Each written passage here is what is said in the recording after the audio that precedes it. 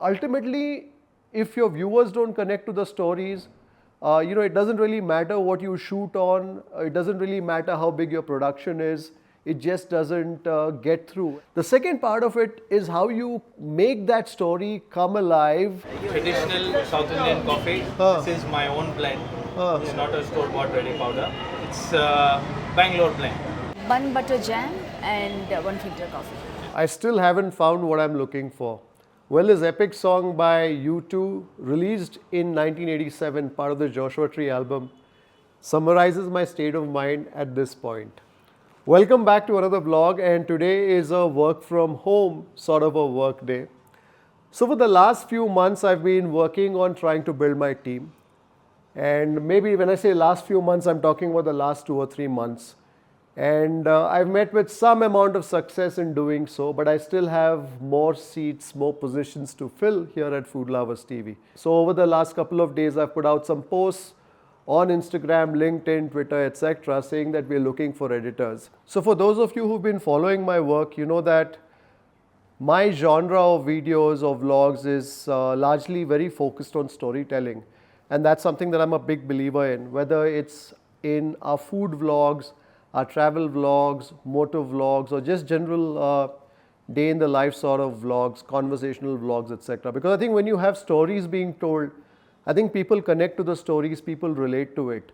So to me, when I'm shooting these vlogs, it's not really about the equipment that I'm shooting with.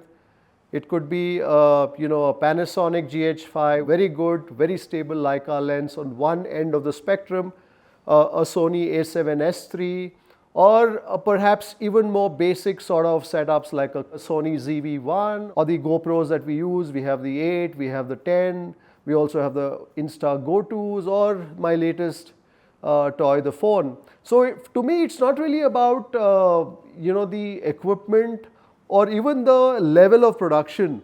Sure, all that makes a difference, but I feel eventually it's about the stories being told and the content that people relate to. Ultimately, if your viewers don't connect to the stories, it doesn't really matter what you shoot on. It doesn't really matter how big your production is. It just doesn't get through, and therefore you will not connect, you will not get the viewership, etc. The Gourmet on the Road journey is 3 years old, but our video journey in terms of our attempt to tell stories through videos is perhaps about 2 or 3 years older than that. And so we used to have a full-fledged production team with multiple cameramen, multiple editors, producers, so on and so forth. And every shot, everything that we would shoot would be 3 cameras. There would be a wide, there would be a mid, and there would be a close-up. And then we would bring it all together on the storyboard. And many of the videos before Gourmet on the Road, if you explore on the Food Lovers TV channel, you'll find many videos where we've done work with brands, we've done work with restaurants, hotels, chefs, etc. But somehow, that sort of production never really got the kind of viewership that we currently get, perhaps because the stories didn't connect. So I'm a big believer in the fact that stories connect, stories, bring emotions, people can relate to stories, and therefore people watch. And so it's not the equipment, not the production, although that can add value. The second part of it is how you make that story come alive on the editing board. It's how you bring together those various frames that you've shot, right, at 60 FPS or 24 FPS, how you bring them together on that timeline, on that Adobe Premiere Pro or whatever software that you may be using to edit your videos, and how it comes alive there. Editing is a process that takes a lot of time, and therefore I've been looking to hire editors who will basically help me in that journey of being able to put more and more videos together, and more importantly, good work together. So anyways, long story short, we're looking for editors, so if you know somebody, definitely put the word out. Also, I'm looking for somebody who will assist me in the whole process of what we do here at Food Lovers TV, right from research to production to coordination to our social media, digital media, etc. So if you know somebody who's good at that, who has some experience in that, definitely have them reach out to us. The best way to reach out to us always is through our email info@foodlovers.in, and of course we have our various social media handles as well. Today is a busy working day. I've got a video that just released at 11 this morning. It's about 11:45 now. I need to take a look at how it's doing, connect with our viewers on that. And plus I also have some edits on the editing board that are waiting for us. The boss is out running an errand. Maybe in the evening we'll do something, maybe just step out perhaps for a cuppa or something like that.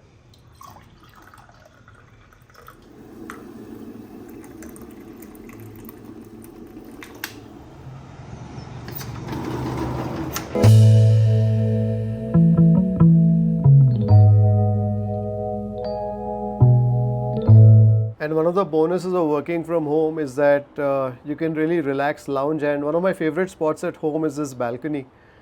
And thanks entirely to the boss's garden here, a small balcony garden of sorts with all sort of colors, plants, etc., which really is very relaxing. So there is a bit of traffic that you hear on the outside. There is some odd work that you will hear happening in one of the apartments around me, but this is such a lovely cozy nook, and just sit here, sip on some kashayam, and the credit for this spot goes entirely to the boss, to Shri. I just love the way that she's done this place, although just between you and me I do crib about the fact that we have too many plants here, and this tiny balcony that we have, there is probably more square foot space that's been taken up by the plants as opposed to the space that we have for ourselves, but I think that's what makes this so inviting.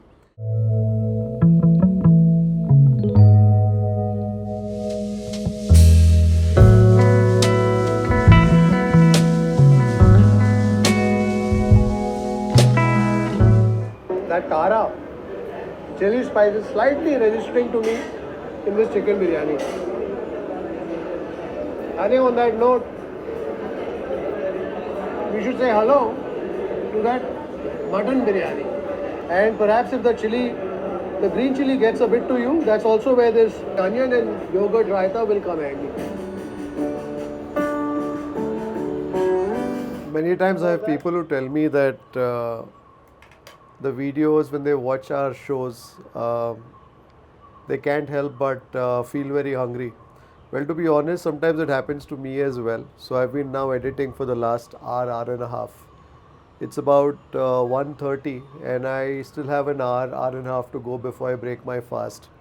But even as I watch this video, even as I edit this video and I'm watching these snippets of me savoring some delicious biryanis, I'm feeling hungry myself. And unfortunately, the worst part is there's no biryani today. I'm going to be doing a very simple, frugal sort of a lunch. The sort of lunch that I do when I'm in between shoots. Tomorrow I'm shooting, so I've got 2 or 3 shoots that will happen. So today is going to be a slightly, relatively light sort of a day. At least that's the idea, that's the intent.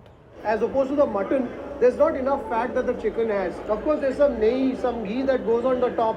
By the way, this is a very special episode that I'm releasing. In fact, I think by the time you watch this vlog, this episode will already be out. And so I can mention that this is at Navayuga, but there's a reason why I'm filming this particular episode and releasing it around this time. So if you haven't caught it yet, do catch it. A very special eatery, and been around for the last 40 years or so. But beyond that, my connection to this eatery, or how I was introduced to this eatery, I think that is what you will find interesting. Chicken doesn't have its own fat to cut through the spice of that green chili. So therefore you're certainly tasting a bit of the spicy edge of the chili on the tip of your tongue. And now for a piece of the meat.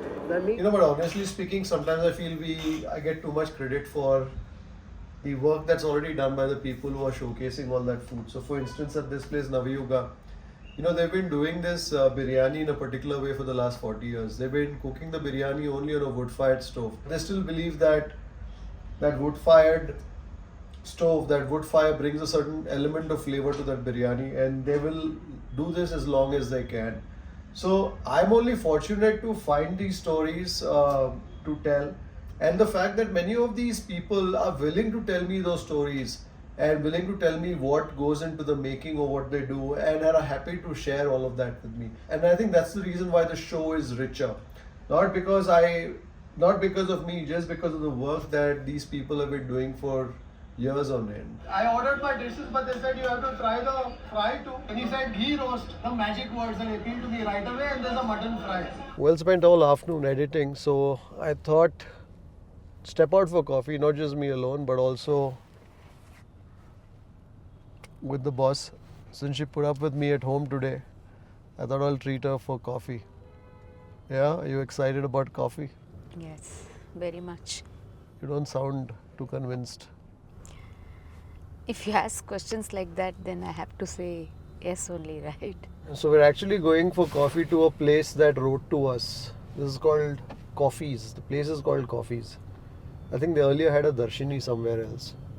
And then they went through some tough times. So now they've opened this coffee shop. So it's a couple who run this, from what I can gather in the message. Okay. It's here in Koramangala, so we thought we'd go and have some coffee and also check the place out.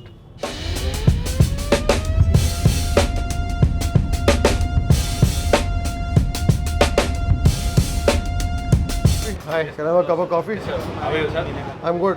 What's your name? Abhinav, sir. I'm Abhinav. You're the one who wrote to me. Yes, my wife. Ah, okay. Thank you very much, sir. Thank you very much. Traditional South Indian coffee. Ah. This is my own blend. Ah. It's not a store-bought ready powder. So it's Bangalore blend. Shri, some coffee? Yeah. So we have paneer puff, we have masala bun, we have Congress bun, Ah, we have our hot selling item bun maska and bun butter jam. Bun butter jam and 1 filter coffee.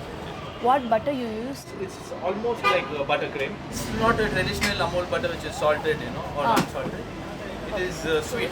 So even a bun maska is not your traditional Maharashtra, Right. bun maska. It's sweet, with the bun has a little bit of tutti frutti.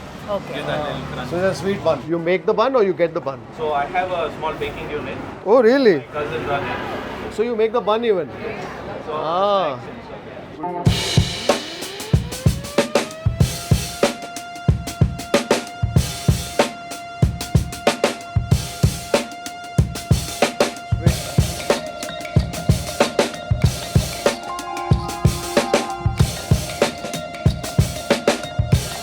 Thank you. How's the bun butter jam? Very good. Yeah. Yeah, I forgot to tell him put less sugar. Yeah, it's a little too sweet for me. हाँ, sir. Can I request you for a cup of coffee where the sugar is a little less? Yes, absolutely. Yeah, can we do that? Yeah, absolutely. My fault. I should have told you. I normally like less sugar. Yeah, okay, then mix. Yeah. Absolutely, sir. It's nice that in a city like Bengaluru, where everybody loves their coffee, you've got a small venture like this.